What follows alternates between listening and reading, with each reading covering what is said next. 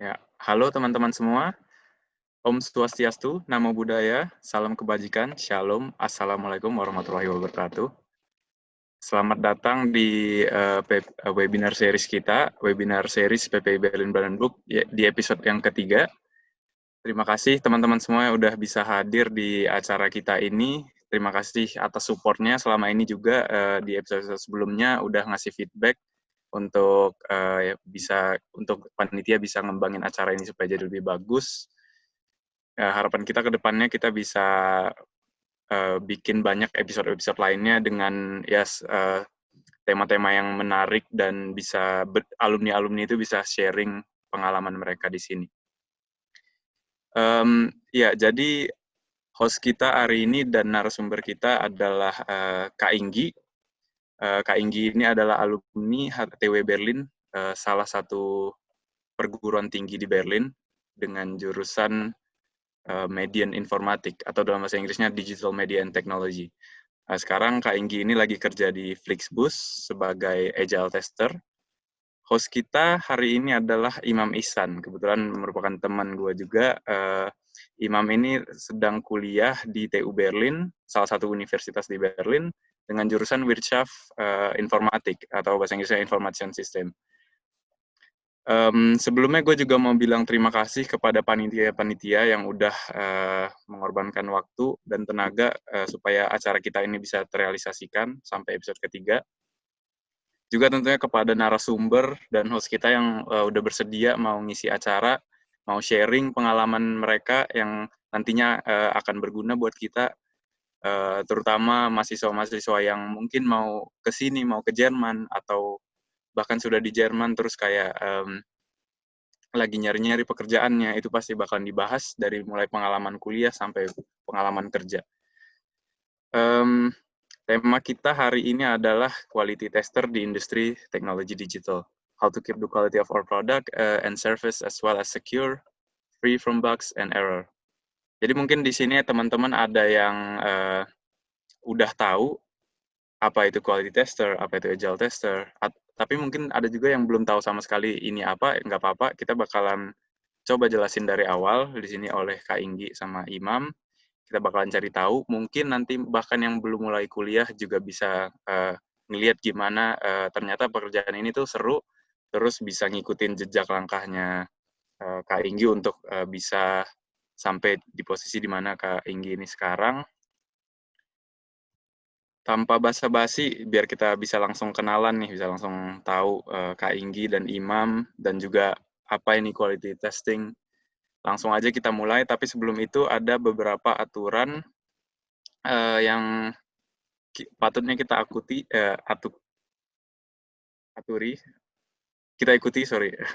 supaya supaya acara ini lancar lah berjalan dengan sebagaimana seharusnya.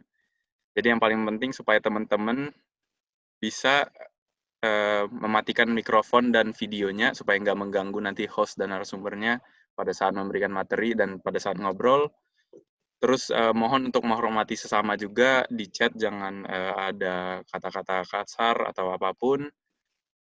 Dan mohon untuk ID itu bisa diganti dengan nama lengkap supaya kita bisa data. Jadi siapa tahu siapa yang ikut untuk pendataan kita supaya kita bisa besok untuk berikutnya bisa kasih feedback misalnya. Juga satu lagi pada saat acara berlangsung itu teman-teman bisa tulis pertanyaannya langsung di chat. Jadi nanti pada akhir setelah kita udah ngobrol-ngobrol bakalan ada sesi pertanyaan. Jadi ntar pertanyaan-pertanyaan yang tertulis di chat itu bakalan dibahas lagi sama narasumber dan host, sama Kak Inggi dan Imam. Jadi di tengah-tengah atau pada saat awal, pada saat akhir itu bisa langsung tulis aja di chat. Terima kasih banyak. Sekian dari saya, Pak Reza Aditya, selaku Ketua PPI Berlin Brandenburg. Kita langsung aja kasih panggungnya ke Imam sebagai host hari ini. Terima kasih banyak.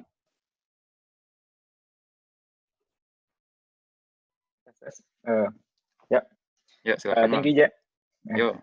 Terima kasih pertama buat PPI Berlin atas kesempatannya dan kepercayaannya BTW ini pengalaman pertama gue sih jadi host webinar, jadi mohon dimaklumi aja kalau ada salah-salah. Selamat datang juga buat teman-teman peserta webinar kali ini. BTW juga buat yang nggak bisa hadir kali ini rekamannya bakal ada di YouTube PPI Berlin TV sama podcast kita di PPI Berlin kalau nggak salah. Ya. Oh ya, wawasan gue juga tentang topik ini yang bakal kita bahas. Jadi nggak seluas itu. Jadi kita sama-sama belajar kali ini dari narasumber webinar kita kali ini. Shout out juga buat tim webinar PPI Berlin yang udah mempersiapkan webinar kali ini. Gue selaku host bakal memandu webinar hari ini. Kita bakal nanya-nanya ke Kak Inggit tentang masa perkuliahannya, megang di mana, pekerjaannya apa aja, jadi sebelum menjadi quality tester atau mungkin part-time-nya sembari kuliah. Selain itu kita bakal ngomongin apa tugas seorang quality tester, gimana workflow kerjanya, dan mungkin Kak Inggit bisa kasih tips-tips buat yang ingin berkarir di bidang ini. Gimana cara melamarnya, atau skill-skill apa aja yang dibutuhkan untuk melamar jadi seorang quality tester. Untuk memulai webinar kali ini ada perkenalan sedikit dari kami berdua. Langsung aja, sekali lagi nama gue Imam, gue mahasiswa TU Berlin atau Technische Universität Berlin, jurusan Wirtschaft Informatik, Bahasa Indonesianya Sistem Informasi. Nah, kesibukan akhir-akhir ini sih, ya nggak lagi sibuk apa-apa, juga gara-gara pandemi, sambil sesekali kerja-kerja sedikit, mencari duit. Itu aja dari gue, mungkin langsung aja kita kenalan sama narasumber kita kali ini, Kak Inggit. Halo Kak, apa kabar? Halo, baik. Ya, gimana Kak? Ya, baik. Hari Sabtu, hari Baik. ini hujan tadi di luar. Senang. Soalnya kemarin panas banget soalnya di Berlin. Benar, sampai 36 derajat ya? Yes, ya. Jadi Ganteng banget sekarang nih Kak, gue udah nyempatin bisa hadir di webinar kali ini. Apalagi pas sama-sama. weekend kali ya. Iya, nggak apa-apa, senang kok. Saling berbagi. Mungkin Kakak langsung bisa memperkenalkan diri ke audiens kita. Oke, pertama santai aja ya, kita relax aja maksudnya. Nggak usah formal-formal banget hari Sabtu juga. Ya udah, nama saya Inggita atau biasa dipanggil Inggit. Maksudnya pindah ke Jerman tahun 2011, wah udah lama ya. Awal 2011, terus saya HTW Berlin buat student collected course. Apa student collect mungkin buat teman-teman yang di sini masih SMA, nggak tahu ada yang SMA apa nggak. Student collect itu kayak penyetaraan pre-university sebelum masuk ke uni. Terus saya kuliah di HTW untuk jurusan media informatik, terus lulus tahun 2015. Lalu pas lagi kuliah itu saya juga intern, seperti dilihat di sini di Softfoundry PTI Ltd di Saigon, Vietnam. Itu tahun 2013, lalu tahun 2015 saya working student QA di Bonial atau di Kaufda. Kaufda itu seperti offline brochure yang ada di Jerman dan juga ada di Perancis dan dulu ada di US. Terus tahun 2009, terus habis 2016 saya jadi full time, tetap di perusahaan yang sama. Terus tahun 2019 awal saya pindah ke Flixbus. Flixbus itu travel bus company kayaknya biggest di dunia, maybe. Dia di Eropa, di US dan kita bakal juga ke negara-negara lainnya seperti di Turki dan Asia. Terus saya juga volunteer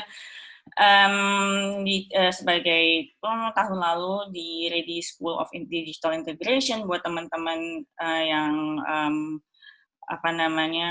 refugee buat belajar di Women Integration Course. Terus habis itu saya juga pernah speaking di Agile Testing DevOps Showcase di Brussels. Dan winter ini ya, kemarin pas pandemik saya nyoba-nyoba apply, terus saya ternyata keterima, jadi saya ternyata master lagi nih nanti bulan Oktober. Sambil kerja, sambil master, nggak tahu gimana, tapi kita coba. Itu kurang lebihnya. Asik banget nih. Asik banget. Beruntung banget nih kali ini, narasumbernya pengalamannya kece, melalang buana. Amin. Alhamdulillah. Kalau nggak salah, Kak Inggit ini juga sempat gabung PPI Berlin ya dulu ya? Pastinya dulunya kita dulu PPI Berlin sama kayak teman-teman semuanya. PPI Berlin dari tahun 2012 ya kayaknya, PPI Berlin sampai 2014 atau 2015 ketemu banyak teman, bisa belajar organisasi, bisa belajar maksudnya menyelesaikan konflik gitu. Seru deh pokoknya. Rekomen nggak nih Kak masuk? Rekomen dong. PTI Berlin? Rekomen dong. Dulu bikin apa ya? Bikin archipelago. Saya dulu nari saman. Waktu itu sama teman-teman PPI. Seru deh pokoknya ngisi-ngisi sana sini. Walaupun kuliah tapi juga tetap berorganisasi. Buat teman-teman yang lagi dengerin yang di Berlin baru atau mungkin udah lama belum pernah gabung atau join acara yang PPI Berlin. Iya seru kok, seru. Welcome banget kok kita. Ya. Oke. Kembali ke topik nih Kak. Iya. Mungkin teman-teman di sini belum tahu ya. Ya gue juga belum tahu sih maksudnya. Sebenarnya apa sih pekerjaan seorang quality tester ini dan apa aja sih yang dilakukan seorang QT ya? Bisa dijelasin nggak sedikit? Quality test. Ya aku mencoba ngejelasinnya secara general kali ya, biar teman-teman yang SMA nggak tahu ada yang SMA apa nggak, misalnya biar lebih ngerti juga. Jadi kayak quality tester itu sebagai di software development ya, karena sekarang saya sendiri di software development, jadi dia itu testing the whole flow gitu, flow semuanya gitu. Misalnya kita punya rilis baru, apa sih rilis? Anggaplah gampangnya saya ngasih idenya. Misalnya Instagram baru ngerilis Reels kan, yang kayak itu lah. Nah, itu gampangnya ya. Iya, yang kayak TikTok ya, exactly. Terus habis itu saya berusaha untuk produknya itu berjalan sesuai yang di-expect dari requirements-nya, acceptance kriterianya, tapi all features-nya itu kayak story biasanya tuh nggak work as before gitu. Jadi kalau misalnya mau secara gamblangnya atau secara generalnya kayak gitulah. Jadi dan tapi nggak cuma UI level, apa sih UI itu apa yang kalian lihat ya misalnya kalau kayak gitu. Atau tapi di belakangnya juga kayak prosesnya, back-end-nya, request-nya, response-nya itu terlalu deep, tapi itu juga kita harus cek sebagai quality tester. Jadi nggak hanya nggak cuma tes produk doang, juga sebenarnya namanya agile, tapi kita juga tes di idea, jadi nggak cuma tes hasil produknya aja. Gue tuh sebenarnya kurang paham sih tentang belum pernah dengar dengan istilah quality tester. Yang gue pernah dengar itu quality assurance atau QA. Nah itu ada perbedaannya nggak sih atau sama aja? Sebenarnya kurang lebih sama sih, cuman QA itu quality assurance, berarti kita nggak assure quality. Tapi sedangkan gimana ya kalau kata Atlassian itu apa ya? Kayak sebagai orang-orang yang maksudnya dari amongst us gitu, dari sekitar kita. Quality itu nggak bisa di-assure banget, tapi kita cuma bisa aim the highest possibility of quality gitu kan. Jadi dan jadi makanya kita banyak sekarang kita rubah jadi namanya quality tester. Dan quality itu maksudnya nggak hanya cuma kita doang gitu, bukan kita doang sebagai orang gitu responsible of quality, tapi sebenarnya quality itu kan responsible bareng-bareng buat sama-sama satu tim gitu. Cuman beda aja, ada yang quality of kodenya di tes atau jadi nggak cuma satu-satunya last person yang nge-test quality itu gitu, tapi lebih pada quality advokasi gitu ya, quality advocate atau quality tester. Jadi kita rubah bukan kita rubah sih, mungkin kebanyakan sekarang daripada quality assurance sekarang namanya sekarang quality tester, software tester, agile tester kayak gitu. Oke, ya. Jadi bagi-bagi gitu ya. Iya, tapi ini sebelum kita ngobrol lebih dalam, ini purely experience saya ya, based on my experience. Jadi di sini semuanya nggak ada yang benar, nggak ada yang salah. Ini bisa jadi inspirasi buat teman-teman, bisa jadi tapi jangan jadi patokan 100%, karena yang mungkin yang work buat saya nggak work buat teman-teman. Cuman semoga ini jadi inspirasi. Itu dulu sih yang harus saya garis bawahi dari semuanya. Ya. Kita juga pastinya belajar dari orang yang lebih tua, yang lebih berpengalaman daripada kita. Sama kok, kita nggak tua. Oh iya, sekali lagi buat teman-teman yang mau nanya-nanya langsung, tulis saya langsung di komentar. Ntar kita ada sesi diskusi, pertanyaannya itu langsung dari kalian atau audience. Jadi gue bakal bacain pertanyaan kalian, terus Kak Inggit bakal coba jawab pertanyaannya. Pertanyaan itu nggak harus seputar topik ini, bisa ya general lah gitu. Tapi kalau bisa jangan terlalu pribadi lah ya Kak. Enggak, ya itu nanti di yang sesi lainnya ya. Sesi lainnya, oke, siap.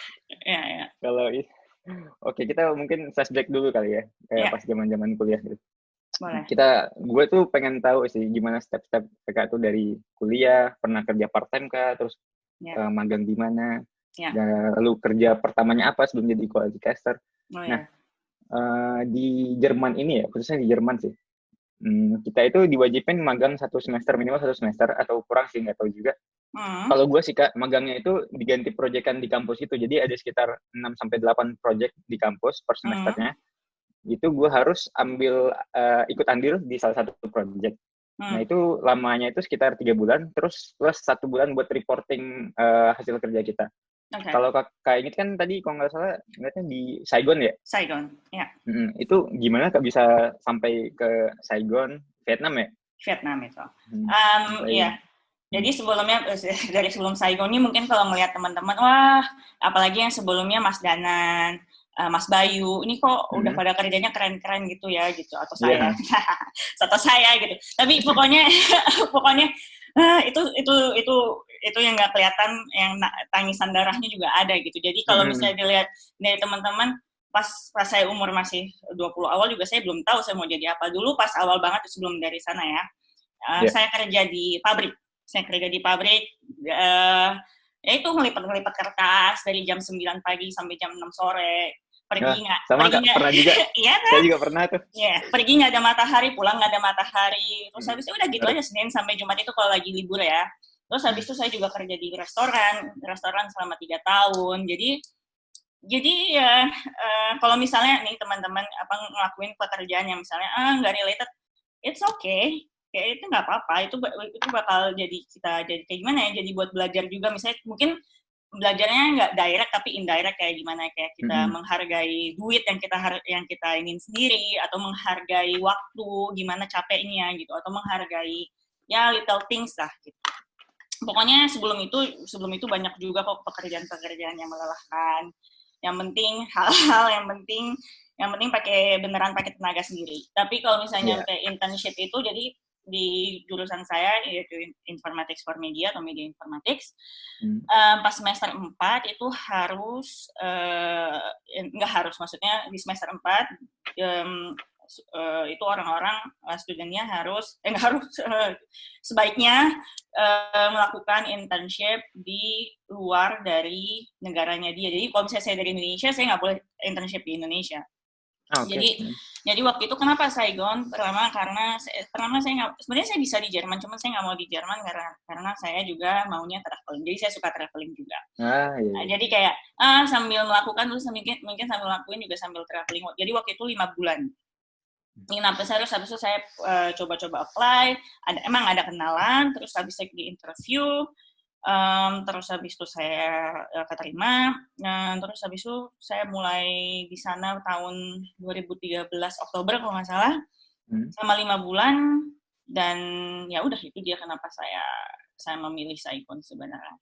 Sebenarnya saya emang specifically pengennya di Southeast Asia karena pengen dekat sama keluarga juga, bisa ketemu gitu kan, gampang. Terus habis itu juga affordable ya, murah di sana. Tapi waktu itu saya juga dibayarnya alhamdulillah pakai euro, jadi saya bisa menghemat. Jadi itu dia kenapa alasan di Southeast Asia.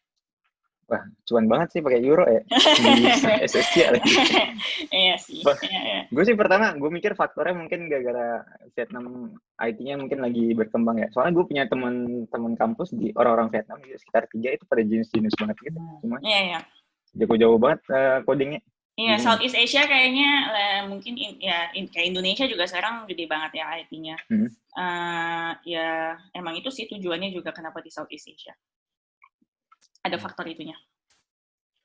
Menurut Kak Inggit, pengalaman internship itu atau mungkin pengalaman kuliah membantu banget sih nggak sih di pekerjaan sekarang atau dunia pekerjaan in general gitu? Membantu banget, semuanya membantu sih. Cuman kalau apakah itu 50% membantu, sebenarnya kayaknya nggak 50%. Cuman pasti membantu gimana saya bisa tahu programming, saya tahu coding, saya tahu bekerja sama orang lain gitu. Belajarnya ya pas saat itu, pas lagi kuliah. Jadi menurut saya sih kalau saya bisa kembali ke waktu kuliah sih, saya bakal bertanya, menanyakan apapun itu yang saya pengen tanyain. Jadi kalau sekarang udah kayak nyesel kenapa sih waktu kuliah nggak it's okay gitu, kayak sebenarnya nanya sebanyak mungkin karena itu tempatnya buat bertanya sih waktu itu. Jadi ya hal-hal basic lah kita pelajari di kuliah, cuman basic, mungkin ya nggak nyampe 50% lah ya. Iya, banyak juga hal-hal lain yang sebenarnya nggak hanya apa ya studinya sendiri gitu kayak kognitifnya sendiri, cuman banyak juga kayak gimana itu dia makanya ikut PPI kayak sosialnya. Tuh, sekali lagi branding kita nih. Pas banget nih brandingnya nih. Enggak, tapi serius waktu itu saya ikut PPI, terus saya juga waktu itu ikut apa sih video proyek-proyekan kuliah itulah pokoknya kan waktu itu sama teman-teman. PPI, tari saman, kuliah, tapi itu dia situ saya punya sosial gimana ya bisa berinteraksi sama orang lain. Jadi ada juga kan misalnya orang kerja tapi cuman kerja doang gitu. Gimana cara apa namanya? Cara berinteraksi sama orangnya gitu. Oke. Terus juga tadi ya Kak Ingrid dia pernah kerja part time juga banyak lah serabutan jadi tidak semulus itu jalan kalian menjadi sukses gitu. Ya sukses. Sekarang juga nggak tahu sih gimana sukses tuh. Ya udah juga. Sukses lah Kak. Udah amin. Udah enak gitu ya. Doain bareng-bareng ya. Amin. Terus yang gue tangkap sih ya tadi kan kalau kita kerja walaupun tidak sesuai jurusan itu setidaknya kita dan organisasi kita menambah soft skill kita gitu. Iya. Gitu.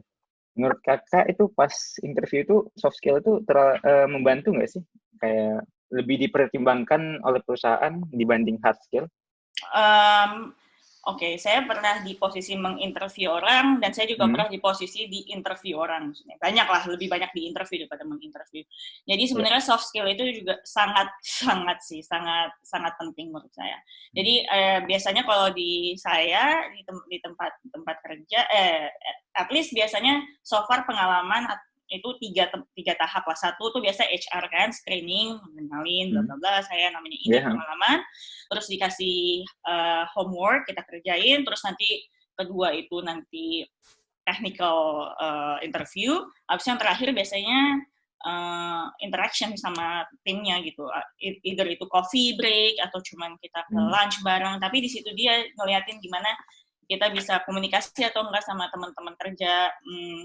Jadi menurut saya soft skill penting sih, gimana bisa berkomunikasi. Karena kalau kerja kan harus berkomunikasi juga ya sama peers. Harus kolaborasi sama rekan tim gitu kan. Iya.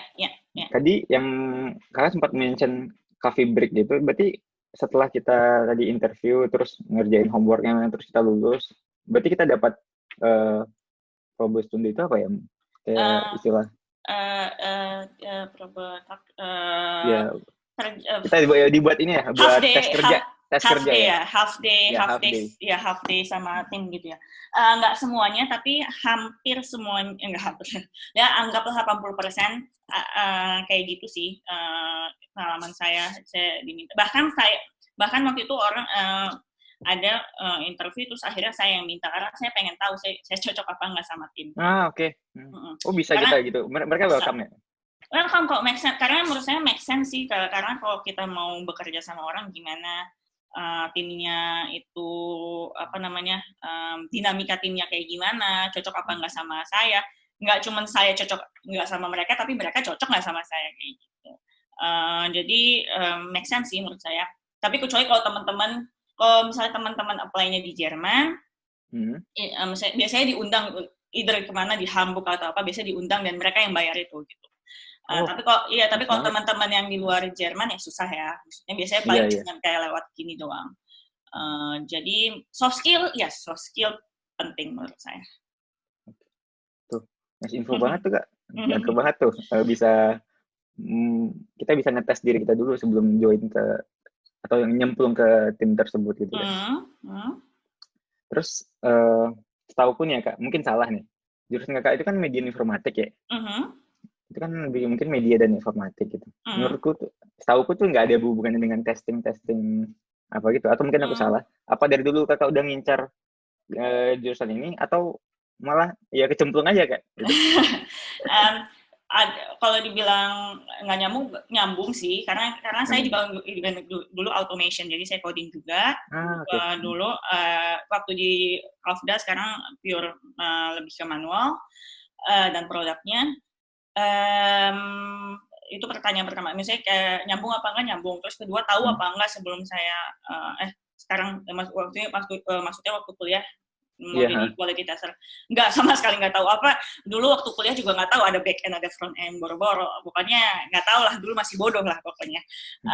Tapi menurut saya waktu itu saya beneran belajar, maksudnya belajar banget itu ketika pas intern mungkin belum gitu, karena masih kayak, masih apa ya, masih muda, masih umur 20-an, terus maksudnya masih 20 awal, masih semester 3, semester 4. Yang dipelajarin juga masih dasar banget, mate lah, matematik, database, maksudnya belum yang dalam gitu ya. Jadi saya lebih banyak belajar ketika jadi working student sih. Working student di Kafda. Di situ saya belajar banyak dan saya baru tahu, oh ternyata gini toh, maksudnya oh ternyata tuh ada back end, ada front end, terus oh ternyata harus harus deploy toh, deploy itu gitulah pokoknya, kayak nggak harus deep banget, cuman di situ saya belajar banyak dan teman-teman kolega-kolega saya di sana juga sangat membantu dan mengerti gitu kalau saya tuh student juga. Jadi juga saya encourage ya apa sih bahasa Indonesia, apa sih, kayak buat teman-teman ya, buat encourage buat teman-teman buat kalau misalnya kalau lagi udah di semester akhir atau kayak gimana, nggak harus semester akhir sih, maksudnya pas lagi student coba cari working student gitu, karena menurut saya di situ karena di situ di situ belajarnya banyak banget dari kolega-kolega. Setuju banget sih Kak, gue juga dapat pengalaman lebih banyak sih daripada di kampus sih, dari working student. Iya, karena emang ini bener life experience, bukan life experience, work experience bener ini yang dipakai gitu. Waktu itu gue sharing sedikit, mungkin waktu itu gue kerja sebagai IT support gitu, terus gue dikasih misalnya requirement skill-nya itu ini. Tapi ntar pas dikerja gue nggak pakai, paling satu doang nggak pakai, ntar gue disuruh belajar hal lagi, pakai tools ini gitu. Tapi dikasih waktu bakal dididik sama mereka gitu. Benar. Jadi menurut saya emang pas lagi working student sih masa-masanya. Terus seorang QT ini perannya di proses development itu di bagian mana ya Kak? Kita kan yang gue tahu tuh pertama itu kan ada plan atau inisiasi, terus design, terus build, terus yang terakhir release tuh. Apakah QT itu berperan di fase pas sebelum rilis atau pas di build kita seorang QT itu udah berperan juga gitu? Ya sebenarnya beda-beda ya, mungkin setiap tim, setiap company. Cuman pengalaman saya pokoknya kalau saya itu sebagai quality assurance atau quality tester atau agile tester itu nggak hanya di akhir ketika oke, kita ready nih, kita udah selesai dari developer, you test it. Bukan kayak gitu. Tapi lebih kayak kepada kita, saya sebagai agile tester juga test di idea juga bareng-bareng sama PO, PO itu apa? Product owner. Product owner itu apa? Product owner itu yang saya minta requirement ini ada search button di ujung, itulah semacam kayak gitu. Itulah CPO. Jadi saya juga ngetes idenya gimana juga bareng-bareng sama seperti misalnya kayak UX research atau UI design. Jadi kita tes di idea bareng-bareng sebelum itu pas lagi prototyping, sebelum itu di develop itu work apa enggak. Jadi nggak hanya kita udah selesai nih dari developernya dia nge-build something terus dia tes ya, nggak kayak gitu. Jadi kita jadi bukan bottleneck lah ya, kayak kalau di ngomong terakhirnya tuh nggak jadi bottleneck. Jadi kalau misalnya ini juga aside gitu, kalau misalnya saya sakit atau saya vacation juga tim itu tahu gimana tesnya, karena kita ngebahas itu bareng-bareng gitu. Jadi jadi nggak semuanya di saya kayak gitu. Jadi lebih kan sharing dokumen itu bukan sharing understanding. Sharing understanding itu gimana kita ngobrol bareng-bareng. Jadi kalau misalnya cuma dokumen doang, tapi belum tentu kita sharing understanding-nya sama gitu. Ya itu makanya soft skill-nya harus kuat banget ya Kak. Jadi join PPI. Jadi join PPI. Kok terus nggak, kalau kita sama sekali nggak endorse kan. PPI nggak bayar saya. Ya. Terus tadi gue nanya apa ya Kak? Sampai lupa. Maaf ya, sambil bercanda kayak gini. Jadi berarti kan yang gue tangkap nih, Qt ini berperan penting banget di agile development gitu ya. Kalau misalnya kayak di proses development yang konvensional gitu, yang misalnya incremental kayak satu fase ini harus siap kelar dulu baru lanjut ke fase sebelumnya, itu bisa nggak sih Qt itu? Semuanya menurut saya semua role itu penting ya. Jadi ketika ada satu yang nggak ada, ya semuanya terhambat gitu. Jadi kalau misalnya penting banget nggak, ya penting banget seperti semuanya gitu. Jadi nggak ada specialty, maksudnya nggak ada specialty-nya. Jadi kita share kepentingan yang bersama lah antara satu sama yang lain. Yeah. Jadi kita saling dukung sama satu sama lain. Terus apa pertanyaan keduanya? Tadi sampai lupa gue. Ya yang agile itu kan agile kan kakak kan di agile ya, agile development ya. Yeah. Kalau misalnya Qt itu dipakai di konvensional proses development itu gimana ya? Misalnya kayak waterfall atau? Oke. Saya sendiri jujur saya sendiri nggak pernah kerja di waterfall development dan nggak tahu apakah ada. Kayaknya kalau di software development jarang ya yang pakai waterfall ya. Saya juga nggak tahu. Jadi apa itu agile kan buat teman-teman yang nggak tahu agile tuh kayak buzzword banget ya sekarang. Jadi agile itu iteratif terus small as possible. Ada juga namanya kita rilis MVP, minimum viable product. Terus ada juga teman saya bilang nge-share ke saya itu MLP, itu minimum lovable product. Karena yang MVP belum tentu MLP katanya. Ya, adalah teman saya nge-share waktu itu. Tapi make sense. Ya pokoknya agile itu pokoknya iteratif. Jadi kita small rilis small as possible. Terus dari situ kita belajar iteratif gimana. Misalnya kita merubah, misalnya si Instagram kemarin kan si Instagram lagi karena itu menurut saya paling gampang. Contoh yang paling gampang karena contoh yang paling gampang kayak seperti Reels. Terus kayaknya baru beneran full roll out nih buat Instagram. Tapi sebelumnya itu di A/B test. Apa sih A/B test? A/B test itu A/B test, jadi dia punya kontrol, dia punya A/B test. Jadi kayak misalnya 50% usersnya tuh ngelihat si option itu, 50%-nya enggak. Nah, terus nanti dilihat engagement-nya gimana. Apakah itu disukain apa enggak, kayak gitu. Jadi pas waktu itu saya punya option Reels, tapi teman saya, walaupun kita punya yang sama gitu, dia nggak ada option-nya, karena itu lagi di A/B test, dia lagi nge-testing. Jadi itu testing tuh banyak banget sebenarnya. Bisa juga testing yang kayak A/B test, bahwa produk ini tuh disukai nggak ya sama orang-orang, tapi kayaknya akhirnya ketika mereka lihat ini kayaknya disukai nih, kita dapat engagement lebih bla bla bla, terus akhirnya full roll out semacam kayak gitu.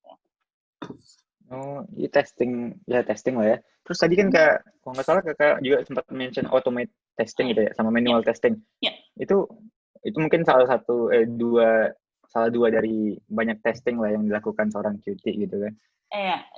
Faktor apa sih yang dipertimbangkan biasanya selain requirements dari stakeholder atau customer gitu? Gimana cara automation dan maksudnya hal mana yang mau kita automate sama hal mana yang kita manual. Jadi sebenarnya ada yang bilang kita bisa automate everything jadi manual nggak dibutuhkan gitu. Nggak benar juga. Jadi atau kita manual, everything is manual, we don't need automation gitu. Itu juga salah juga maksudnya. Nggak salah sih, maksudnya bukan hal yang baik lah gitu. Salah sih enggak maksudnya. Cuman automation itu kayak hal yang kita sering lakuin manual, berulang-ulang lagi. Jadi misalnya setiap ada rilis, kita mau rilis, kita ngelakuin mencet tombol ini nih. Jadi kita bisa nge-automate itu biar lebih cepat gitu. Biasanya manual itu lebih manual tuh biasanya kayak feature-feature baru, atau misalnya A/B test kan itu belum full feature ya, jadi kita belum automation karena nggak tahu nih kita full rollout atau enggak. Terus biasanya pas manual tuh malah kita yang nemu bugs gitu, karena kita mencoba break things gitu kan, kayak instead of happy path yang kita tinggal pencet ini tombol ini, tapi kita pas manual tuh kayak berusaha unexpected lah, namanya juga user ya. Jadi sebenarnya automation itu banyak, kayak orang pakai Cucumber atau pakai Appium. Saya sendiri karena mobile, saya kerja di Android iOS, di Flixbus, jadi Saya lebih dan sebelumnya juga di Android iOS. Jadi saya cuma bisa ngomong mobile perspektif. Jadi kalau misalnya waktu itu saya kerjain pakai Appium terus kita nulis pakai Groovy language. Groovy itu kayak Java. Ya, jadi automation lebih kayak, kalau ke saya lebih UI levelnya dan juga API calls. API calls itu apa sih? Buat teman-teman mungkin terlalu detail, tapi kalau misalnya kalian cuman saya harus nelpon nomor kamu terus ke nomor aku, terus ini ada tengah-tengahnya, nah itu API calls.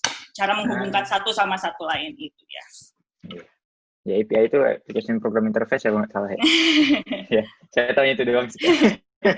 Ya, pokoknya API kayak gimana kita nyambungin antara kamu sama aku gitu. Iya. Kurang lebih. Ini perantara lah ya. Ya. Terus tadi yang gue dengar juga sih, ini kayaknya impact banget langsung ke customer gitu ya. Jadi fokusnya QA ini business to business atau business to customer ya? Atau tergantung scope perusahaan kita itu gimana, Pak? Tergantung kamu di tim mana sih sebenarnya, karena so far sama ini aku di mobile ya, jadinya ya end usernya customer gitu. Tapi ada juga end usernya, misalnya siapa ya, misalnya kita mau online shopping nih, terus habis itu online shoppingnya kita kan, kalau mau kalian online shopping kan masukin baju-bajunya nih, data-datanya. Nah itu B2B berarti kan, business to business. Jadi itu kayak CMS levelnya. CMS itu apa, kayak database-nya lah ya, CMS. Jadi tergantung macam-macam. Jadi kalau saya sendiri karena saya di mobile, jadi end user-nya adalah customer-nya gitu. Tapi ada juga misalnya kayak planning lah, network lah, finance misalnya, cara nge-generate finance buat di kantor itu gimana, nah itu lebih ke B2B. Menarik banget nih kerjaannya, Kak. Kitty bisa B2B, bisa B2C. Jadi nggak bakal bosen sih menurut gue sih. Iya. Terus kalau nggak salah dengar juga, yang kerjaan quality tester di Flexbus ini udah dari 2019 awal ya? Saya 2019 awal, ya. Berarti udah hampir 2 tahun lah ya? Hampir 2 tahun. 2 tahun. Terus lumayan juga sih. Tantangannya apa aja sih, Kak? Ini kan udah lumayan, kalau gue bilang udah lumayan agak lama ya. Terus yang disukai apa gitu sama tantangannya? Gitu. Tantangannya atau mungkin yang disukai itu tantangannya? Tantangannya kita selalu inovasi. Jadi ini Flexbus, inovasi nggak apa-apa. Pokoknya inovasi, kita nggak cuma kerjaan itu aja. Terus habis itu kayak kita mau rilis di negara baru. Terus banyak A/B test, kita coba kasih yang terbaik buat secara mobile perspektif ya, buat customer-nya. Di sisi itu juga kolega-koleganya baik, terus di sisi selain itu perusahaan juga ngasih tempat buat saya belajar. Jadi saya sendiri nggak cuma quality tester di sana, tapi saya juga nge-support product owner saya, karena saya pengen juga mau belajar produk. Jadi kayak sekitar sebelum corona ini, jadi saya alokasiin waktu saya 40% di produk, 60% di quality tester. Jadi saya company ngasih itu. Jadi senang sih. Jadi nggak cuma hanya inti kerjanya sendiri, cuman yang mensupport saya untuk kerja itu kayak misalnya waktu kerja nggak di macro manage gitu ya. Oh, kamu harus datang jam 9 ya gitu, nggak ada. Tidak ada. Jadi sebelum stand up ada namanya, kalau di Agile daily gitu, ada namanya stand up, itu 15 menit, kayak kita ngasih tahu apa yang mau kita kerjain, apa yang kemarin kita kerjain, apa masalahnya, kayak gitu. Biasanya sebelum itu saya udah datang. Itu sih paling. Asik banget tuh kedengaran working environment di Flexbus ya. Ya. Jadi Datang Flexbus ya. tadi kan nggak ada micro manajemennya gitu kan. Terus kayak jalur komunikasi antar tim itu gimana sih, sama misalnya pembagian tugasnya, ada project barunya, pembagian tugasnya gimana gitu. Iya, mungkin kalau aku jelasin agak terlalu detail buat teman-teman, tapi ada yang namanya kita sprint planning. Apa itu sprint? Sprint itu jadi kita kayak kasih waktu, biasanya kalau di saya 2 minggu, jadi apa yang kita mau lakuin di 2 minggu itu. Nah, itu nanti pakai dashboard, itu namanya Jira, mungkin teman pernah dengar. Itu kayak Trello lah ya, kayak gitu. Kalau misalnya teman-teman tahu Trello. Versi simple ya? Iya, betul. Ya, maksudnya Trello versi simpelnya ya. Nanti di situ, tapi saya sendiri nggak punya, gimana ya, bos. Kayaknya saya nggak punya bos deh. Punya, tapi kayaknya bukan bos yang kayak, oh lo salah ya, gini.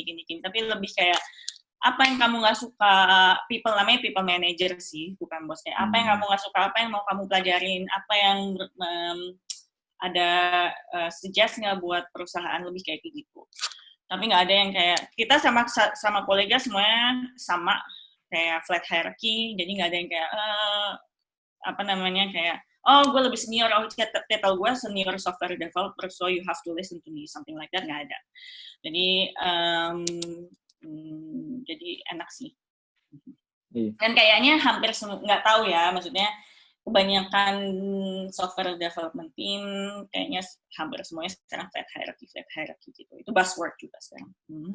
Ya hampir semuanya juga. Gue sempat kayak gitu juga, morning stand up, terus ya malah pembagian tugasnya itu kayak ada yang mau ngerjain ini gitu, ada yang nggak tidak harus ditunjuk gitu.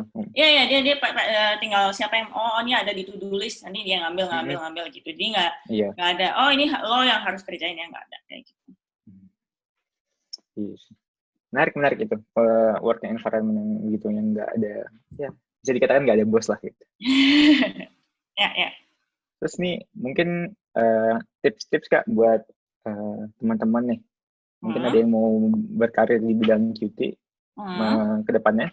Skill-skill apa sih yang minimum skill yang diperlukan untuk menjadi seorang QT itu apa aja?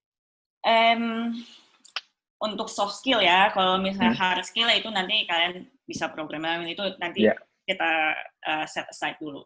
Untuk soft skill mungkin teliti, terus think outside the box, terus juga komunikasinya juga gimana ya? Komunikasinya bisa dimengerti oleh developer dan juga oleh stakeholders yang mungkin nggak ngerti, karena kita sebagai gimana ya, kayak bahasa Indonesia ya, bahasa Inggris.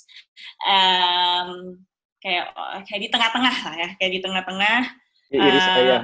Ya, saya nggak tahu Schnittstelle apa ya. Misalnya bahasa Jerman. Apa itu, orang yang di tengah-tengah gitu lah, orang yang di tengah-tengah buat komunikasiin itu. Jadi misalnya, developer ngomong kayak gini. Misalnya kayak request responsnya gini-gini, apa nanti stakeholders apa respons ini, misalnya kayak misalnya komunikasinya ngerti antara stakeholders dan developers.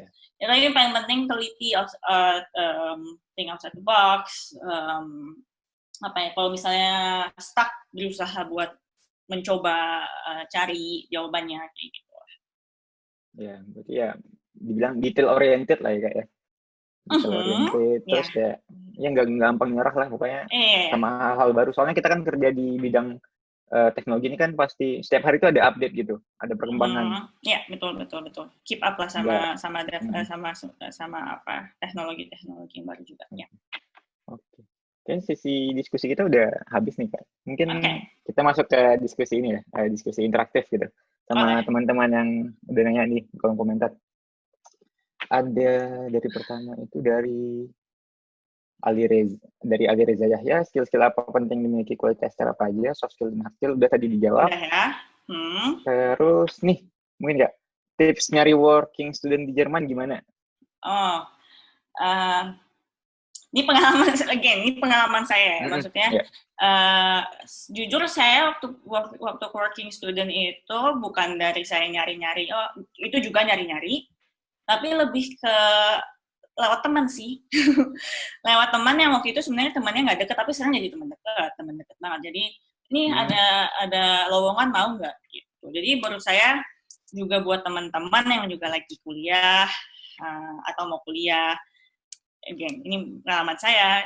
Kuliah itu penting, kuliah sangat penting, tapi juga di sisi lain jangan belajar terus gitu. Maksudnya juga dibuka open buat ngobrol sama orang lain, ketemu teman, karena kita nggak tahu, misalnya kita berusaha mencoba kayak banyak pintu nih gitu kan. Nah, mungkin dia bisa ngasih sesuatu atau kita yang ngasih mereka gitu. Jadi sebenarnya jujur waktu itu kenapa bisa working student di situ itu dapat dari teman. Saya interview 2 kali, keterima. Jadinya dapat kayak gitu. Jadi buat teman-teman yang kuliah jangan tiap hari dari Senin sampai Minggu belajar terus. Ya sekali-sekali keluar ngobrol sama teman yang mungkin jauh di atas atau di bawah, karena nggak ada yang tahu. Iya, refreshing lah nyari-nyari topik-topik baru, atau kayak topik yang kita bicarakan yang baru itu bakal menjadi masa depan kita gitu. Betul. Topik-topik kayak gitu mungkin bisa didiskusiin di PPI Berlin sih, cocok nih. Boleh. Asik. Terus buat nambahin aja tadi buat tips nyari working student di Jerman. Ya, boleh. Kamu mungkin lebih tahu. Gue udah 2 kali working student, itu lumayan ribet sih. Kayak mungkin ada sekitar, selama di Jerman gue udah ngirim hampir sekitar 100 lamaran gitu. Dan mungkin yang diterima untuk interview mungkin sekitar di bawah 10 lah. Jadi siap-siap tapi nggak apa-apa sih, kirim-kirim aja buat teman-teman, semuanya kirim aja interview. Kayak kalau misalnya itu jangan takut lah. Ya, begitulah. Pertanyaan selanjutnya dari Salma Mahdi. Waktu kuliah pernah stres dan frustasi sampai nggak ada semangat nggak, Kak? Terus gimana cara bangkit dari itu? Waduh, ada sih. Berat ya? Berat langsung, luka lama, nggak ada yang bercanda. Adalah pasti waktu itu, apalagi kalau di Jerman ada namanya, bahasa Inggrisnya, Drittversuch ya. Drittversuch itu bahasa Inggrisnya adalah, jadi di Jerman kalau kalian mau ujian, terus udah sampai 2 kali gagal, terus kalau ketiga kali kalian gagal, kalian tuh dikeluarin gitu. Waktu itu saya 3 kali juga, waktu itu 3 kali lah. Saya belajar tiap hari. Kalau itu saya belajar tiap hari sih. Saya beneran belajar. Kalau itu saya beneran belajar tiap hari. Mama, tolong doakan aku. Beneran di situ stresnya sih. Gimana cara overcome-nya? Saya coba nanya-nanya teman. Itu kalau buat exam ya. Tapi kalau misalnya secara yang lain, karena saya orangnya juga mix introvert extrovert gitu ya menurut saya. Introvert, ketika saya lagi introvert saya pengennya sendiri, tapi kalau lagi extrovert saya juga dapat energi, dapat dari teman-teman gitu, misalnya orang-orang yang menginspirasi saya gitu, yang udah mungkin yang waktu itu jauh di atas saya gitu. Itu sih saya dapat, saya dengar cerita mereka, terus saya mikir, kalau dia aja bisa kenapa gue enggak gitu. Benar. Itu yang karena saya dapat juga kayak inspirasi banyak banget dari teman-teman yang dari atas. Mungkin nggak tahu sih kalau teman-teman tahu kayak Kak Fira yang sang di Indonesia, Mas Danan, banyaklah teman-teman, misalnya Kak Putri, semuanya Tika, dan semuanya teman-teman yang menurut saya udah di atas, tapi dia aja bisa kok, kenapa sih gue nggak bisa, itu sih. Benar. Sama-sama ini ya, cuman beda bahasa doang ya. Iya, betul. Terus ini pertanyaan lagi dari Salma nih, Kak, gimana cara bagi waktu kuliah, kerja, dan berorganisasi? Kakak kan juga kerja sama PPI Berlin juga. Jujur kalau saya harus berpikir, saya juga nggak tahu dapat energinya dapat dari mana waktu kuliah ya. Saya kuliah, wow gitu. Saya kerja dari jam 6 sampai jam 11. Terus saya punya jam 8 pagi for lesson. Saya juga nggak ngerti sih dapat dari mana. Kalau jujur, saya kerjain aja sih. Karena kalau dipikirin ya kalau saya, jadi kayak stres sendiri gitu loh, kayak aduh besok ini kayak anxiety sendiri kan, terus jadinya ya udahlah dipikirin aja lah, dilakuin aja lah. Kalau dilakuin tiba-tiba ternyata nggak sesusah yang kita pikir nih gitu. Kalau saya anaknya juga sukanya planner ya, jadi saya masukin schedule saya, terus diliatin Ya udah sih, biasanya sih saya lakuin aja. Kalau cuma dipikirin aja, nanti saya stres sendiri jadinya. Emang kakak cocok banget di quality tester. Sangat detail dengan plan-plannya sih.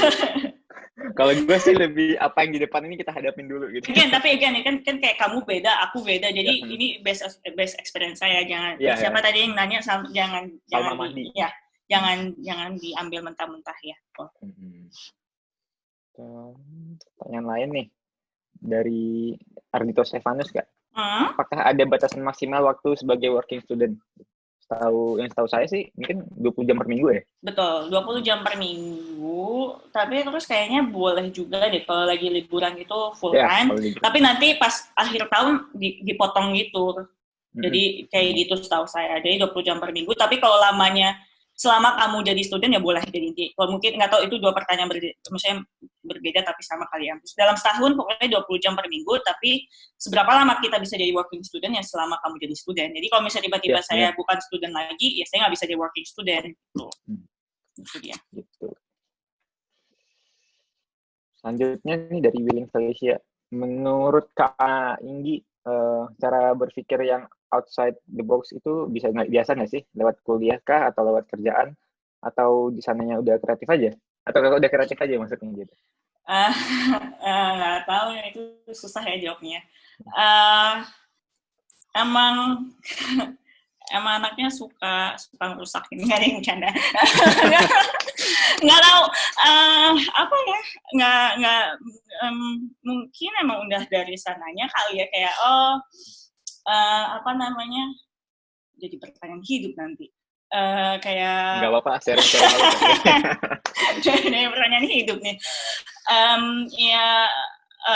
Susah sih pertanyaannya kalau udah dari sananya outside the box. Mungkin karena kita tinggal di Jerman juga kali ya, ngerti nggak sih, kayak iya. Kalau orang-orang mungkin kalau saya di Indonesia mungkin saya juga nggak berpikir kayak gini. Misalnya orang mau belajar, saya mau beli kentang lah atau apa di supermarket, tapi saya juga nggak tahu bahasanya, jadi saya harus mikir lagi gini. Jadi lebih kayak pengalaman saya ketika betul. Jadi ketika bahkan saya waktu duduk, ini buat teman-teman yang di kuliah, saya duduk, kadang saya nggak ngerti apa yang profesor itu ngomong gitu. Sama. Ngomong apa sih, itu cepet banget sih. Jadi saya harus ngulang lagi. Jadi disitulah saya, mungkin kalau profesor ngomong gini, tapi saya ngelakuin ini, nanti ujungnya sama, ya bisa lah. Jadi lebih kayak dari pengalaman hidup juga sih. Jadi Jerman sangat membantu saya untuk thinking outside of the box, intinya gitu. Iya. Di Jerman juga informasi yang kita dapatkan kan pasti lebih cepat daripada kita di Indonesia gitu. Dan orangnya beragam juga. Mungkin kita di sini di Berlin ini bukan nationality ini atau apa itu, kita global citizen di sini menurut gue ya. Benar. Jadi ya itulah, banyaklah insight gitu. Kayak mungkin yang kita perlu dulu kita lihat kok kayak gini, tapi mungkin di sini normal aja gitu. Iya. Yang selanjutnya nih dari Mas Danan nih, di dunia pekerjaan gimana cara Kak Inggi selalu up to date dengan perkembangan tren dan teknologi yang aktual? Yang berubah setiap waktunya gitu. Ya. Jadi yang saya tahu atau yang saya aplikasiin dan yang manajer saya juga ngomong bahwa kita sebenarnya kerja itu nggak mungkin 100%. Jadi nggak mungkin tuh namanya kerja dari jam 9 sampai jam 6, tapi kita beneran kerja fokus dari jam 9 sampai jam 6 gitu kan. Jadi pas di waktu-waktu itu saya biasanya baca-baca berita juga, baca dari website tentang development, mostly buat Android ya, karena Android iOS karena saya di situ. Jadi biasanya di situ, pokoknya pas lagi kerjaan ya saya juga nggak research itu, jadi nggak cuma kerja doang, karena kita emang ada researchnya kalau nggak salah juga, dan manajer saya sendiri yang bilang bahwa kita nggak mungkin sih kerja 100% dan 100% tiap hari. Di situ kita coba ngedevelop diri kita sendiri, entah ya itu teknologi atau self development lah atau apalah ya, di situ sih belajarnya juga. Gue juga pernah sih Kak, kayak misalnya kan gue kerja sampai jam 4 gitu, tapi jam 2 tuh udah nggak ada kerjaan lagi, terus kayak dibilang ya 2 jam ini kamu baca-baca aja gitu buat self improve gitu. Benar. Di situ di Jerman gitu banget sih kayak mereka betul. Ingin kita tuh berkembang juga, bukan hanya perusahaan juga yang berkembang. Iya. Nah, lagi nih. Ya, buat teman-teman lagi yang masih mau nanya, kita masih ada sekitar setengah jam lagi ya. Masih panjang nih. Ya, Makanya juga masih banyak. Ya. Mungkin bisa saya tambahin juga kalau ada pertanyaan, kalau enggak saya bisa nambahin sesuatu. Enggak, masih ada sih Kak ini. Lumayan tertarik ya sepertinya. Okay. Dari Fajri Hadid nih. Okay. Dari pengalaman yang Kakak lalui, sesuatu yang paling penting dimiliki seorang selama kuliah atau survive di Jerman itu apa? Survive di Jerman itu ini agak berat-berat lagi ya. Okay, again ini beda dari satu orang ke orang lain, tapi ya, mungkin jangan cepat nyerah juga sih, jangan cepat nyerah. Kalau emang susah ya emang susah gitu, emang Jerman susah, apalagi beda ya, mentalitinya beda. Jadi kalau menurut saya kita harus juga siapin mental. Gimana survive-nya beda setiap orang, cara cope mekanismenya gimana ya. Ya pokoknya jujur siapin mental, nggak juga bohong siapin finansial, karena kalau misalnya finansial nggak ada, kita juga gimana gitu kan. Jadi finansial, mental, dan terus berusaha aja sih. Gimana ya, susah juga sih. Ya pokoknya jangan cepat nyerah lah, dan jangan gimana ya, kayaknya juga ini tipikal Asia gitu ya, menurut aku juga kayak kita tuh suka takut gitu loh, kayak malu-malu gitu. Jangan, kalau mereka kayak gitu, kita juga kayak gitu. Itu juga sekarang yang aku belajar sih. Maksudnya, coba bayangin deh, masih inget nggak kalau kita di SMA dulu, guru-guru pertanyaan, siapa yang mau ada pertanyaan gitu kan, misalnya kayak gitu. Nggak ada tuh yang nanya biasanya. Diem aja ya? Diem aja kan, yang dulu SMA. Tapi kalau misalnya di sini, orang-orang pada, saya. Padahal jawaban mereka juga ngaco gitu. Iya. Jadi menurut saya, kalau misalnya mereka kayak gitu ya kita, maksudnya in a good way ya, kalau mereka bisa kayak gitu, kita juga harus bisa kayak gitu. Belajar. Mungkin gue juga menambahin nih, mungkin buat survive yang di kuliah gitu. Yang pertama tuh menurut gue jangan banding-bandingin sih sama yang lain. Kita tuh punya kapasitas kita masing-masing gitu. Mungkin mereka bisa lulus dengan belajar cuma 2 jam, kita mungkin butuh 1 minggu persiapan gitu. Ya. Dan juga buat jangan cepat nyerah aja sih, bener tadi kata Kak Ingrid bilang. Gitu. Ya. Dan juga buat teman-teman yang misalnya lagi kuliah gitu, dia kok kuliahnya tepat waktu ya, 6 semester. Ya udah nggak apa-apa gitu. Kalau mereka 6 semester ya lo 10 semester ya nggak apa-apa gitu. Setiap orang juga punya permasalahan beda-beda. Jangan malu. Dan juga di sini misalnya di tempat saya kerja juga ada kok yang baru bachelor, bahkan waktu saya kuliah umur 28, that's okay gitu. Kalau di Jerman jangan takut, dan kalau bandingin orang Indo, emang pasti orang Indo beda ya, pace-nya lebih cepat gitu ya. Cuman karena kita di sini jangan dibandingin.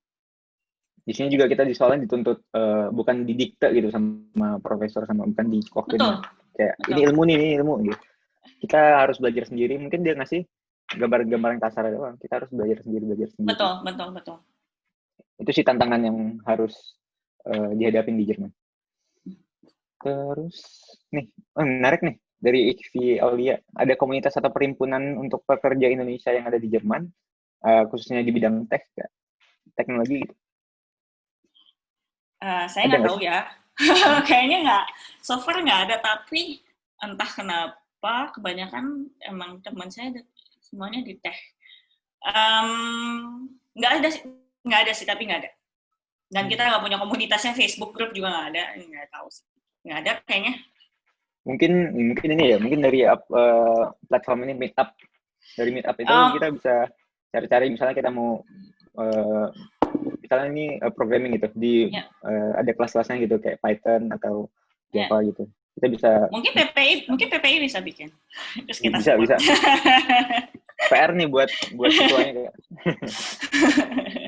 Ya, tapi kalau meetup ada, tapi nggak sama sesama Indonesia, tapi lebih ke meetup sih. Kalau meetup saya punya ada beberapa kayak agile testing, product tank, gitu-gitu banyak. Itu dari company lain juga ya? Enggak, itu kayak ada namanya di Meetup. Kalau misalnya kamu ke meetup.com apa meetup.org, saya lupa. Nanti cari aja di Berlin. Kayak misalnya kalian student datang aja, nggak ada yang nanya. Nanti kayak kalian mau tahu gitu kayak gimana. tulis aja di Meetup mau tentang agile testing. Nanti biasanya setiap bulan ada acaranya, di situ juga bisa memperluas. Gitu. Jadi coba aja terus kalian lihat, oh ini orang-orang dari perusahaan ini. Tapi kalau kalian sudah nggak apa-apa juga. Tuh, Ikviaulia udah ada platformnya, cuman jangan malas aja. Terus dari Ray Fakhri, pernah burnout nggak Kak saat bekerja? Terus cara ngatasinya gimana? Pernah apa? Burnout? Burnout, ya burnout. Enggak. Pasti pernah lah ya. Enggak. Jujur burnout enggak sih kayaknya, tapi males iya. Males bekerja kadang iya. Burnout yang sampai enggak sih. Saya fun di kerjaan saya. Again, ini saya pribadi ya. Karena teman-temannya fun, happy. Kalau burnout di kerjaan saya enggak. Tapi gimana kalau cara ngatasinnya? Kalau lagi malas saya pokoknya kalau lagi malas, misalnya lagi burnout mungkin bukan yang kayak sampai nggak bisa keluar rumah, nggak kayak gitu sih. Cuman kalau misalnya malas biasanya saya vacation, saya jalan-jalan. Udah sih gitu doang. Saya ambil libur. Ya, refreshing lah. Butuh juga kita. Ya, betul. Ada lagi nih pertanyaan dari Mas Danan nih Kak. Ada tips buat mahasiswa yang masih takut atau takut terjun atau masuk industri? Tips? Apa ya? Menurut saya kayak misalnya teman-teman lagi di student gitu, apply aja. Apply sebanyak-banyaknya. Kalau masuk interview juga sebanyak-banyaknya. Jadi kalau misalnya, udah di interview sama perusahaan A nih, gue nggak mau lagi perusahaan sama B gitu. Jangan. Dan ini juga saya aplikasiin ke diri saya sendiri. Jadi saya pasti setiap tahun mau interview. Entah saya mau ambil apa enggak tuh interview. Cuman saya mau tahu value saya tuh udah sejauh mana nih. Jadi saya bisa ngukur gitu. Dan biasanya di situ kita bisa ningkatin, jadi lebih belajar gitu loh pas lagi interview. Karena nanti pertanyaannya bukan bakal gitu-gitu aja, cuman ada kelihatan template basicnya gitu loh. Jadi gimana caranya masuk ke perusahaan, apply aja sebanyak-banyaknya, interview sebanyak-banyaknya, belajar, jangan mikirnya keterima apa enggak ya, tapi lebih kayak keterima atau enggak itu belakangan, tapi lebih kayak buat belajar buat PD-nya, buat belajar buat pertanyaan-pertanyaannya. Jadi ketika nanti kita bener mau misalnya apply buat nih perusahaan yang kita mau, jadi kita udah tahu nih kayak gimana gitu sih. Iya benar banget sih, yang di interview itu kita juga bisa sambil ngelatih ini. Kalau nggak keterima terus kira-kiranya ya udah untuk ngelatih communication skill kita aja gitu. Iya. Terus dari Fareza Aditya, butuh berapa lama kira-kira untuk bisa belajar bahasa Jerman sampai ke level yang fasih dan bisa diterima di industri di Jerman? Oh ya, saya belum bilang. Saya di industri di perusahaan saya ngomong bahasa Inggris, itu yang pertama. Okay. Nah, mungkin di semua IT kayaknya sekarang bahasa Inggris ya. Cuma bisa sampai bahasa Jerman saya juga sampai sekarang juga nggak lancar-lancar amat. Jadi menurut saya pertanyaan dibalik, sejauh mana PD kamu bisa untuk ngomong bahasa Jerman?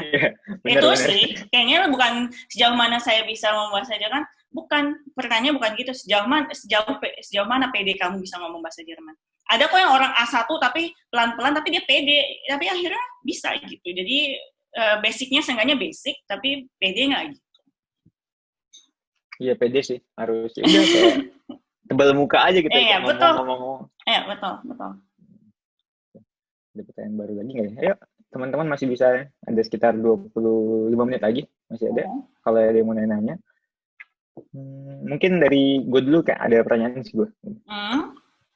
Kan ya Kak bilang tadi juga baru semester depan ya bakal master lagi gitu.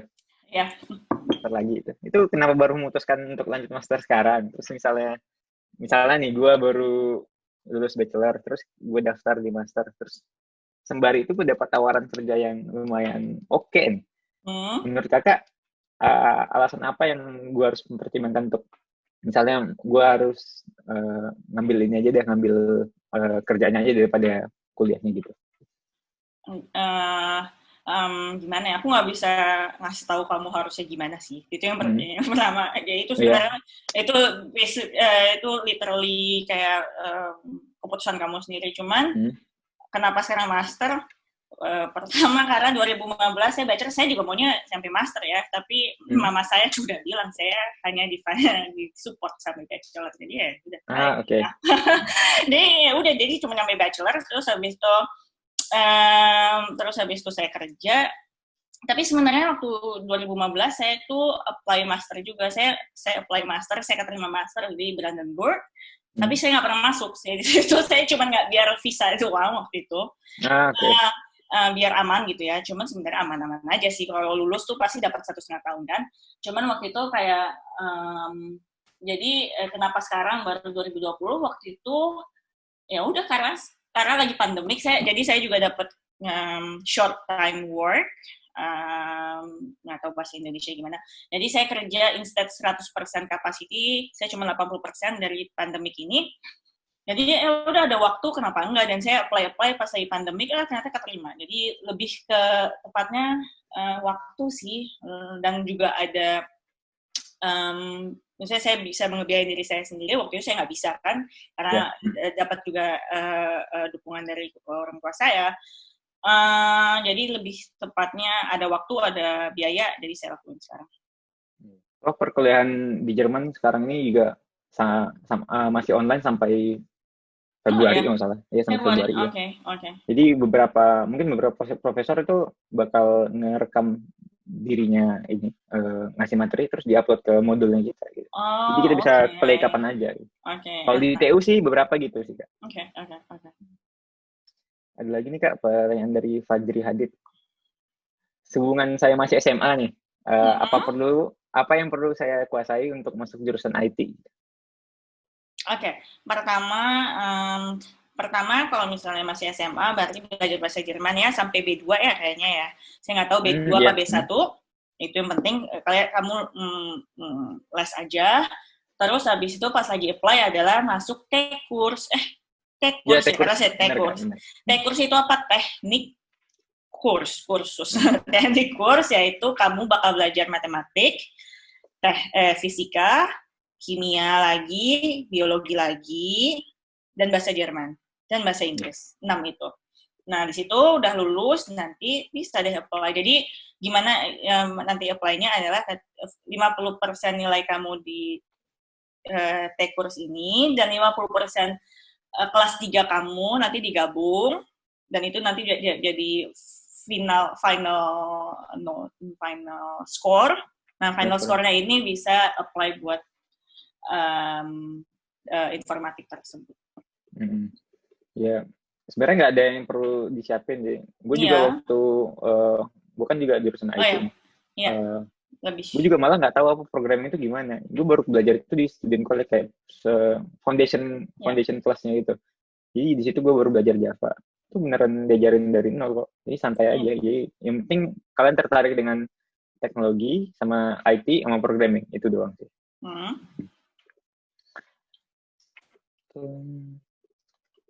Ada lagi pertanyaan nih, Kak, dari Ardito. Gimana pengalaman Kak Enggi bisa ikut conference internasional? Ya, itu juga gimana ya, itu juga waktu itu saya ngasih challenge buat diri saya sendiri sih tahun lalu, kayak saya mau melakukan sesuatu yang saya belum pernah lakukan sebelumnya. Waktu itu tahun lalu kayak ngerasa kok kayak gini, udah berapa tahun ya dari Jerman, kok gini-gini aja ya gitu, pengen nyobain yang baru gitu. Jadi waktu itu saya dapat dukungan juga dari teman dekat saya, terus habis itu saya bikin proposalnya saya kirim, terus saya kirim. Tapi menurut saya di situ saya sebenarnya, saya juga mau cerita ada yang susah-susah, tapi menurut saya di situ saya juga gagal kayaknya ya. Kayaknya saya di situ juga fail. Kenapa? Karena saya nervous abis dan saya dimasukin di speaker yang terakhir. Yang sebenarnya saya semua orang tuh ngobrol 40 menit, saya cuma 20 menit, dan saya ngerasanya kayaknya it wasn't my best gitu ya. Tapi terus habis itu saya jelasin ke kolega saya. Ini juga mungkin buat teman-teman yang bisa saya share gitu, teman. Saya bilang pakai bahasa Inggris, saya translate kayak kayaknya gue gagal deh, kayaknya gue nggak ngasih my best gitu. Terus habis saya ngasih konferensi itu ada orang yang apply di Flixbus karena ngelihat saya. Yeah. Jadi terus habis itu teman kolega saya bilang gini, Inggi, kalau kamu lagi di suatu ruangan dan kamu berhasil buat nge-inform satu orang aja, berarti tugas kamu udah selesai. Dia bilang gitu. Berarti tugas kamu sukses, dia bilang gitu. That's okay. Jadi dan ketika itu ada orang kan yang satu orang abis itu apply di Flixbus kan, setelah itu dia bilang gitu. Oh ya, make sense. Jadi buat teman-teman juga kalau misalnya mungkin lagi di kelas gitu ya, lagi presentasi gitu, kayak nervous nih, mungkin bisa dikasih ide gitu daripada kita beban, kita harus ngasih tahu buat teman-teman 20 orang, tapi pilih aja satu. Berarti kalau misalnya kita nge-inform satu orang ini, berarti kita tugasnya selesai. Itu sih yang selalu ada di otak sekarang, mencoba itu ya aplikasikan. Ya jangan, menurut gue sih juga udah hebat banget sih kalau udah bisa ikut konferensi nasional. Tidak ada kata gagal sih. Soalnya di sana kan juga udah disaring ya sebelumnya. Iya sih, cuman waktu itu kayak terakhir deg-degan dan ya gitu deh, anxiety. Ya. Selalu ada hal pertama lah untuk apapun gitu kan. Betul. Dari Ali Reza Yahya nih, tips-tips persiapan buat interview, terutama interview online Kak. Kan sekarang nih juga pandemi ya, interview juga pada online gitu. Internetnya bagus, itu penting. Jadi pasti banget. Internet bagus, ini juga saya bukan di rumah saya karena internet rumah juga jelek. Apalagi ya, paling kalau online gitu, ya itu coba aja interview sebanyak mungkin, nanti bisa ngerti sendiri, bisa lihat jalan basicnya gimana interviewnya. Cuman paling penting mungkin internet sih kalau lagi online gini. Dan bajunya proper lah, atas dan bawah. Gitu ya. Siapa tahu. Anggap aja seperti interview offline yang kayak biasa gitu. Iya. Lagi ya. Lagi nggak nih pertanyaannya nih? Dari gue dulu deh Kak. Gimana kesempatan teman-teman kita yang lulusan Indonesia tuh untuk berkarir di bidang IT di Jerman gitu khususnya, atau di Eropa gitu? Peluangnya gede sih? Peluangnya gede atau kecil? Gede. Saya nggak tahu gede apa enggak, tapi saya tahu at least beberapa orang dan teman dekat saya juga dari Indonesia terus ke sini. Mungkin banget. Tapi ya bersaingnya sama orang-orang yang di sini gitu. Jadi kalian harus lebih nggak cemerlang juga sih, gimana ya, lebih menjual diri. Ya, lebih kayak gitulah. Bisa kalau misalnya possible banget, karena saya tahu beberapa orang yang dari Indonesia direct ke sini buat kerja. Jadi possible. Tuh. Pengalaman dulu lah di Indonesia mungkin ya, pengalaman di Indonesia ada pengalaman di sini gitu. Ini juga teman-teman kita yang hadir kan banyak yang dari Indonesia nih yang nonton langsung. Mungkin tertarik gitu untuk kerja IT di Jerman. Jadi peluangnya itu masih gede banget. Ya. Apalagi Berlin ya. Iya, Berlin. Ya, apalagi Berlin. Terus ini ngomong-ngomong tadi kan Kakak juga bilang kalau di company Flixbus itu pakai bahasa Inggris ya? Ya, IT-nya ya. Ada pertanyaan dari Salam Mahdi nih. Apakah di Jerman banyak lapangan pekerjaan yang menggunakan bahasa Inggris? IT-nya kayaknya seharusnya hampir semuanya bahasa Inggris sih, kecuali kayak perusahaan Jerman banget ya. Kalau Flixbus kan internasional gitu ya. Iya. Mungkin kayak nggak tahu, kayak I don't know, like Deutsche Bank mungkin, atau yang perusahaan Jerman lah ya, kayak Deutsche Bahn gitu. Mungkin pakai bahasa Jerman. Jadi kalau misalnya banyak bahasa Inggris, banyak banget, apalagi startup gitu. Iya sih. Jadi ya namanya juga Berlin ini banyak kulturnya banyak banget gitu. Jadi ya betul. Nggak jadi halangan lah. Ada pertanyaan lagi nggak nih teman-teman? Kita masih ada sekitar 12 menit lagi nih. Ada tips-tips lagi Kak buat yang lain kita ada yang mau disampaikan buat teman-teman? Apa ya? Mungkin buat teman yang SMA belajar bahasa Jerman dari sekarang. Apa sih, banyak apps gitu ya sekarang, bahkan lebih gampang. Terus kalau mau nanya tuh research dulu, jangan langsung nanya. Biar kalau misalnya kalian di grup mana gitu, coba research dulu, terus baru tanya. Karena di sini orang-orang udah mental lo research dulu baru nanya, jangan kayak nggak tahu apa-apa terus maksudnya tiba-tiba tanya kayak gitu. Jadi research dulu, terus habis itu kalau nggak ngerti, gue habis lihat ini bener nggak sih, nah nanti bisa dijawab. Apalagi ya, paling itu sih kalau buat teman SMA. Buat teman yang di uni, ya yang itu yang aku bilang, belajar uni juga, belajar social skill juga, dan serius boleh, tapi jangan serius banget gitu ya. Benar. Setuju. Kayak relax sedikit. Ya. Santai aja. Santai, kan aku santai juga nih. Oke. Ya, berhubung gak ada pertanyaan lagi nih, mungkin kita tutup aja sesi tanya jawabnya. Oke. Sebelum gue ngasih ke Fareza nih, kita udah tim PPI webinar ini udah nyiapin beberapa takeaways nih, kayak poin-poin penting dari percakapan kita tadi, Kak. Gue baca aja nih ya. Pekerjaan mengenai quality tester itu testing semua flows yang dimiliki produk agar berjalan sesuai yang diekspektasikan. Terus pada saat kuliah itu jangan hanya fokus pada kegiatan akademik, tapi juga sempatkan untuk memiliki pengalaman berorganisasi agar bisa bekerja sama dengan orang lain. Selanjutnya, sangat disarankan untuk mencari working student untuk mendapatkan lebih banyak pengalaman kerja yang akan dipakai. Tipsnya itu sebar aplikasi dan coba lewat networking, kayak Kak Inggit tadi. Ya. Pada saat tahapan seleksi kerja, pertama akan diberikan suatu proyek untuk dikerjakan, dan jika sudah selesai, akan masuk tahap interview. Setelah itu akan dicoba berada dalam tim selama setengah hari. Maka dari itu, dalam proses tahapan seleksi soft skill sangat diperlukan. Ini pengalaman dari Kak Inggit tadi. Ya. Terus, apa lagi ya? Sangat mungkin untuk lulusan Indonesia untuk berkarir di Jerman. Selama bisa bersaing dengan kandidat lain di Jerman, dan minimal bahasanya mungkin bahasa Inggris dan ya bahasa Jerman bahasa company ya. Okay.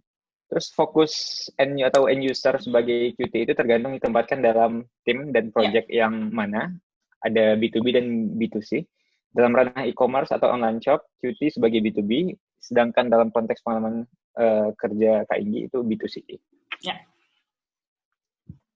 Soft skill yang untuk seorang QT itu ya teliti, think outside the box, skill komunikasi yang bisa dimengerti oleh para stakeholders yang akan bekerja sama dengan kita. Gitu. Terus kita harus banyak baca agar selalu up to date dengan perkembangan teknologi yang berkembang ini secara eksponensial setiap harinya.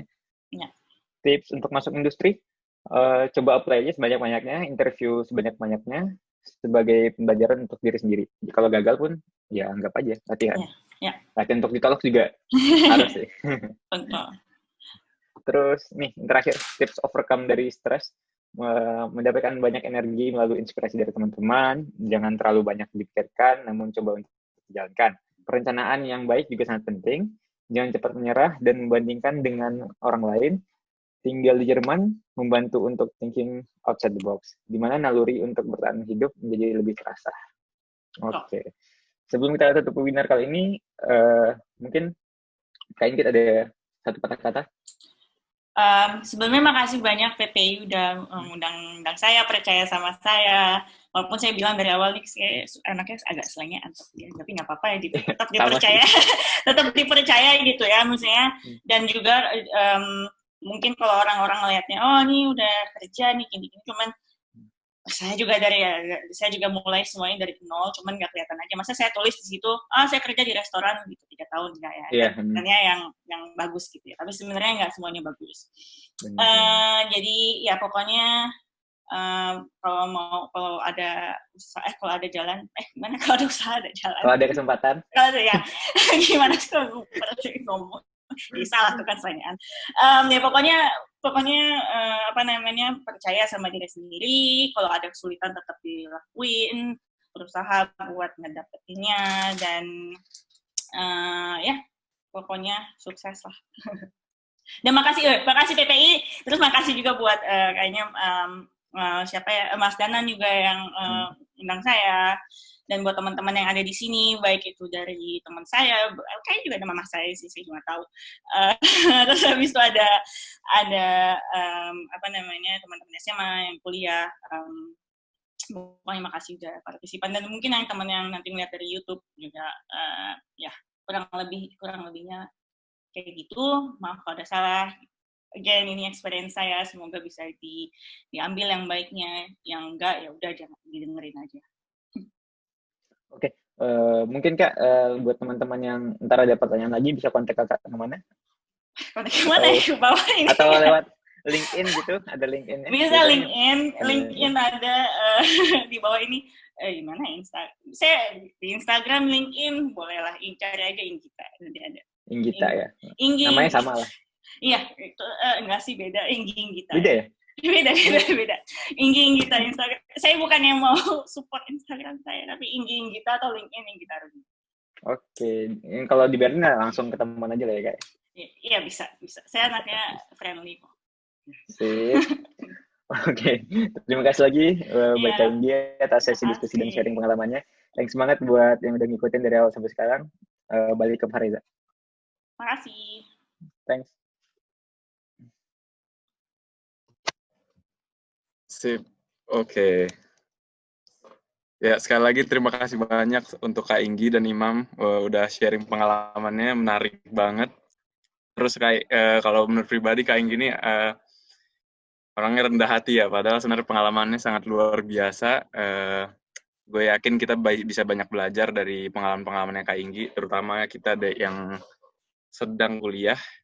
Terus sebelum menutup acara nih, tadi sebenarnya ada pertanyaan tentang apakah ada komunitas yang pekerja Indonesia ya mungkin. Mungkin gue di sini untuk nyoba, tadi nggak lupa siapa yang nanya, mudah-mudahan masih di sini. Untuk gue di sini mau nyoba jawab, karena juga baru-baru searching dan nggak tahu banyak gue sendiri sebagai ketua PPI. Tapi ada dua semacam organisasi, maksudnya ya organisasi, yang satu namanya itu Permian, Perhimpunan Mahasiswa Pascasarjana Indonesia di Jerman. Mungkin di sini konteksnya nggak selalu teknologi, tapi ya memang ilmiah dan akademis. Bisa dicek juga websitenya, di Google aja, Permian, PRMIAN, Jerman. Terus ada juga namanya IASI Indonesia, Ikatan Ahli dan Sarjana Indonesia Jerman. Websitenya lumayan up to date, bisa dicari langsung IASI Germany. Websitenya itu iasi-germany.de. Jadi mereka sering bikin webinar juga dengan topik-topik yang menarik juga. Tapi mungkin ini di step yang lebih atas lagi. Kalau webinar kita ini kan lebih ke apa yang kita lakuin setelah kuliah, gimana kita nempuh kuliah kita, gimana kita supaya kuliah kita lancar. Tapi di sini mungkin lebih ke kayak sudah tema spesifik gitu. Bahkan ada yang tentang bela negara, bisa dicek aja langsung websitenya. Terus itu aja mungkin dari gua. Terima kasih banyak untuk info-info tentang PPI Berlin, itu bisa dilihat di Instagram kita. Tungguin episode-episode webinar series kita yang selanjutnya. Itu selalu kita update di Instagram, Facebook. Instagram kita ppi.berlin, Facebook kita PPI Berlin Brandenburg Official. Bisa dicari, yang belum follow silahkan follow. Terus selalu setelah acara selalu kita minta feedback untuk peserta-peserta yang udah hadir. Ini ada QR code, ada juga link-nya, bisa diisi sebelum keluar nanti. Terus di situ kita bisa ngobrol langsung juga kalau tentang feedback ini ya. Misalnya kalian ada yang kuliah jurusan ini terus tertarik dengan tema ini, tolong carikan narasumber yang misalnya di bidang-bidang lain tentang, kan maksudnya kita episode-episode lain bakalan berusaha sevariatif mungkin karena memang banyak jurusan-jurusan gitu. Terus ya itu aja dari gua. Terima kasih banyak. Dengan ini saya pamit. Mohon maaf jika ada salah kata. Wassalamualaikum warahmatullahi wabarakatuh.